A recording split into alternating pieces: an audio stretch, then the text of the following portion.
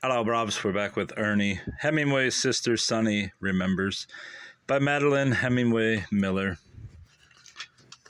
Ernie and Me, Chapter 9. One day, Ernie took me fishing for bass out in the bay. He had instructed me carefully in the art of casting, but our equipment was mighty primitive compared to what we have these days. We took turns casting out as far as possible, letting the weighted spoon, with its red and white feathers and very sharp barbs, drag slowly through the water towards us. We did this over and over. Nothing. A bad day. The wind isn't right. The moon is wrong. Any of these comments seemed to fit. Then, rearing back, I made a powerful cast that somehow hooked Ernie in his bare back, between his shoulders. I was shocked and grieved. "Don't be upset, numb bones," Ernie said. "Take it out." I couldn't. I knew I just couldn't do it, and there was the hook, deeply embedded in his flesh. "Cut it out," he ordered, his voice growing firm. Then he leaned over and handed me the old blade we sometimes used to cut bait. "I can't, Ern. I can't," I pleaded. "Please, let's go to shore and have Dad get it out. Please." He grumbled to me that he couldn't stand it, but finally agreed to row in. There's Ernie. There's Ernie. Fishing on the bank of the Plain River, 1907. I'm guessing, I don't know who that is. Mama's record with a photo of Daddy and Uncle Tiley and their catch of fish. We four oldest children, Mars, Sonny, Ursula, and Ernest, 1909. Ernest at 17 with his catch at Windermere. On the shore is the new canoe. Ernie and the large trout at 17.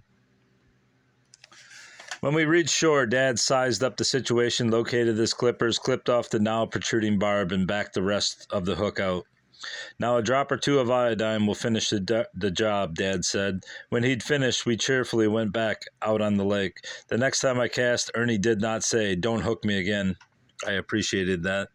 Another time we were exploring around an old building up the lake when Ernie stepped on a rusty nail. We had all been taught that a rusty nail wound brought lockjaw. People could die of lockjaw. The thing to do first was to make the wound bleed, then suck the dirty out. No question what to do here. Ernie couldn't reach the bottom of his foot to suck it out, so after trying, he called to me. "Numb the bones, how are you?" "Fine over here," I said, no excitement. "Then come over here and help me. I can't reach my foot, and I've stepped on a lousy, rusty nail. There, see?" I looked. It was a nasty puncture.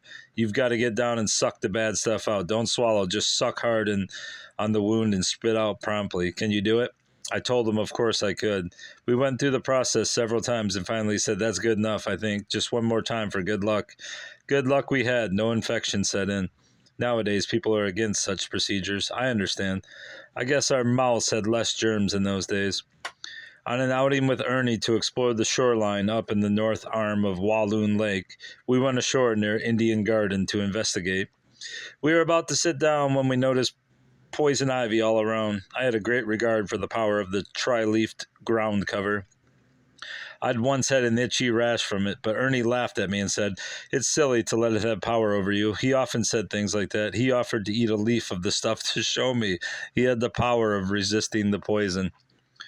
I watched him carefully the next few days, but he suffered no ill effects from the poison ivy. I broke out the next day on my feet. When I told my friend Heine Grun down at the boat livery at Walloon Village the next time down, he gave me the sure cure he used. It was 1 to 3 parts of sugar of lead and witch hazel. It's a fine cure. Heine's beloved dog Rags used to bring ivy poison home regularly to Heine after running free. Just a few welcome home love pats brought the rash out for his master. Our nursemaid Ruth Arnold with us in our homemade bathing suits. Is it pretty nice? Though Ernie was always busy, he often had time for me, and our times together were always special.